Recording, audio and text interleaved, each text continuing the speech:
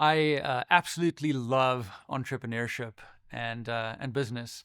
I used to write about it a lot. I had a very popular blog, and then I realized that I had never actually. I was trying very hard. I had been trying to create a business for about a decade at that point, but I realized I hadn't pulled it off, and so I stopped writing and focused on actually doing it.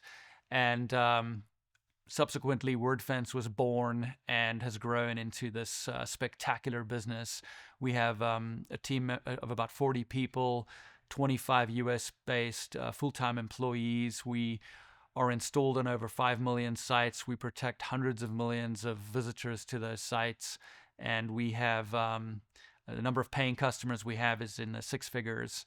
And what I'd like to do is get back to sharing my thoughts on entrepreneurship, but this time around in the context of having actually pulled it off. And what we've done is extremely rare, Kerry and myself, my co-founder and wife, where you have a business built from scratch, out of thin air, from the ground up, into a going concern that produces revenue, net income, and is 100% founder owned. So this is going to be a series of videos that shares our learnings from doing that with you and can hopefully help you along the way and along your journey.